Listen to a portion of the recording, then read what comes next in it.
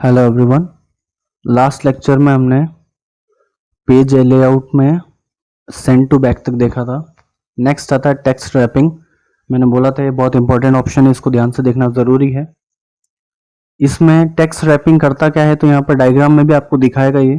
तो text wrapping में बता देता हूँ। यहाँ पर अगर हम कोई सा भी एक शेप लेंगे या ऑब्जेक्ट लेंगे, शेप हो गया, फोटो हो गया, क्लिप आर्ट हो गया, कुछ भी लेंगे ऑब्जेक्ट इनमें से, तो या फिर टेबल भी ले सकते हैं। इनमें से अगर कुछ भी लेंगे तो उसके आसपास टेक्स्ट जो जम जाता है या फिर अपने हिसाब से अरेंज हो जाता है उस ऑब्जेक्ट के साथ में, तो वही काम क्या कहलाता है यहाँ पे text wrapping. Means text automatically किसी ऑब्जेक्ट के हिसाब से अपने आप को जमा लेता है, वही काम यहाँ पर टेक्स्ट रैपिंग में होता है। उसके लिए पहले आपको कोई ऑब्जेक्ट लेना होगा। आप चाहें तो पिक्चर ले सकते हैं, मैं शेप ले रहा हूं, बोल्ट ही ले लेते हैं। कलर इसका थोड़ा चेंज कर देता हूं ताकि आपको दिख अच्छे से जाइए। अब जब मैंने बोल्ट लिया है तो यहाँ पर फॉर्मेट में भी आपको टेक्स्ट रैपिंग मिलेगा, पेज लेआउट में भी मिलेगा। तो मैं पेज लेआउट से ले लेता हूँ। इसको सिलेक्ट रखना जरूरी है वरना ये ऑप्शन बंद हो जाएगा आपका। इसमें पहला आता है इन लाइन विथ टेक्स्ट। ये ऑप्शन हमारा पोजीशन में भी आया था और मैंने तब आपको बताया था कि जिस लाइन पर रखा होता है उस लाइन के स्टार्टिंग में ले जाकर वो उसको रख देता है। नेक्स्ट आता है स्क्वायर। मीन्स ये शेप कैसा भी हो, इसके आसपास जो जगह छूटेगी टेक्स्ट के द्वारा वो स्क्वायर शेप में, चौकोर शेप में ही छूटेगी। क्लिक करते हैं। मेरा शेप था बोल्ट, बट जो जगह छूटी है वो स्क्वायर शेप में ही छूटी है। नेक्स्ट आता है टाइट। टाइट मीन्स कह लीजिए कि जो शेप है उसके हिसाब से जगह छूटेगी। शेप अगर बोल्ट है तो जगह भी बोल्ट के हिसाब से ही छूटेगी। अब ये जितना एडजस्ट हो सकता था, जितना पास में आ सकता था, उतना वो टाइट से आ चुका है। नेक्स्ट आता बिहाइंड टेक्स्ट। बिहाइंड मीन्स पीछे, तो ये वाला ऑप्शन आपके शेप को टेक्स्ट के पीछे रख देगा, बिहाइंड टेक्स्ट। फिर से आगे लाना है तो इन फ्रंट ऑफ टेक्स्ट आगे आ जाएगा। टॉप एंड बॉटम मीन्स जो लाइंस हैं वो साइड्स में से हट जाएगी और केवल या तो टॉप ऊपर या फिर बॉटम नीचे रहेंगी। टॉप एंड बॉटम, ये साइड में से सारी लाइन हट गई है, या तो टॉप पर है या बॉटम पर है। नेक्स्ट आता है थ्रू। इसमें बहुत बेसिक सा डिफरेंस होता है टाइट और थ्रू में। थ्रू क्या करता है, तो अगर आपकी कोई इमेज है जिसमें थोड़े बहुत कहीं पर अगर पॉइंट बचे रह गए हैं जो टाइट कवर नहीं कर पाता है, तो ये थ्रू उसको कवर कर देता है। कह लीजिए कि ये टाइट का एडवांस वर्जन है, बट आपको लगभग सेम ही काम करता हुआ दिखेगा जब भी आप इसको यूज करेंगे। बहुत कम बार ऐसा होता है कि इससे कोई डिफरेंस होता है। देख लीजिए, टाइट भी वही था और थ्रू भी वही है। लेकिन अगर ये बड़ी इमेज होती और इसमें कहीं बीच में कोई जगह रिक्त रह जाती तो ये टेक्स्ट को उस जगह पर पहुंचा देता। थ्रू का ये काम होता है। टाइट जहां पर नहीं पहुंच पाएगा वहां पर थ्रू वाला ऑप्शन हमें पहुंचा देगा। नेक्स्ट आता है एडिट रैप पॉइंट्स। इतनी देर से तो आपको जो सेटिंग्स दी गई थी उसके हिसाब से आप यहाँ पर जगह छोड़ रहे थे, बट आपको लगता है कि नहीं, अब मुझे मेरे हिसाब से जगह छोड़ना है शेप के आसपास। तो आप क्या करेंगे, एडिट रैप पॉइंट्स पर जाएंगे। एडिट रैप पॉइंट्स पर क्लिक करेंगे तो यहाँ पर हमको बहुत सारे छोटे छोटे पॉइंट्स मिल जाएंगे।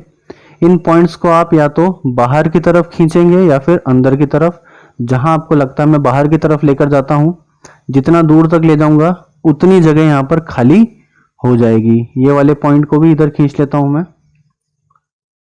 जहां जहां मेरा पॉइंट मैंने खींचा था उतनी जगह यहाँ पर रिक्त हो चुकी है, ब्लैंक हो चुकी है। ये होता है एडिट रैप पॉइंट्स। ये हो गया आपका। नेक्स्ट आता है यहाँ पर मोर लेआउट ऑप्शन। इसको आप एक बार चलाकर देखेंगे, नहीं समझ में आएगा, मैं इसके लिए भी एक लेक्चर अलग से बना दूंगा। नेक्स्ट आता अलाइन। अलाइन हमने अभी देखा था पोजीशन में। ये जो 9 अलाइनमेंट आपको दी गई थी ये उसी अलाइनमेंट के बारे में यहाँ पर बात कर रहा है। लेफ्ट तो अलाइन लेफ्ट, ऐसे ही सेंटर तो सेंटर, टॉप तो टॉप। यहां पर भी वही चल रहा था पूरा। डिफरेंस क्या है बेसिक सा, ये वाली अलाइनमेंट जो हम खोल रहे हैं पोजीशन से, इसमें हमेशा स्क्वायर शेप में जगह छूट रही है आसपास, बट ये वाली जो अलाइनमेंट है ये टेक्स्ट रैपिंग के हिसाब से जगह छोड़ रही है। यहाँ पर टाइट है तो हम कहीं पर भी ले जाएं वो टाइट ही रहेगा। लेकिन ये वाले में क्या हो रहा है, तो ये वाले में स्क्वायर शेप में जगह छोड़ रहा है वो। नेक्स्ट आता है इसी में ही फिर ग्रुप, जो कि अभी बंद आ रहा है। इसको देखते हैं, पहले रोटेट देख लेंगे। रोटेट क्या करेगा, तो हमारे शेप को रोटेट कर देगा 90 डिग्री, अगर करना हो लेफ्ट राइट वर्टिकल हॉरिजॉन्टल, जैसा आपको समझ में आता है। अब इसमें आता है ग्रुप। ग्रुप हमेशा इतना हम जानते हैं कि कम से कम 2 लोगों का होता है, कम से कम 2 का, ज़्यादा से ज़्यादा कितना भी हो सकता है। तो यहाँ पर ऑब्वियस सी बात है, हमें दूसरा शेप लेना होगा ग्रुप बनाने के लिए। तो मैंने मान लीजिए दूसरा शेप ले लिया, ये वाला सिलेंडर टाइप। अब इस शेप को कलर कर देते हैं, ठीक है।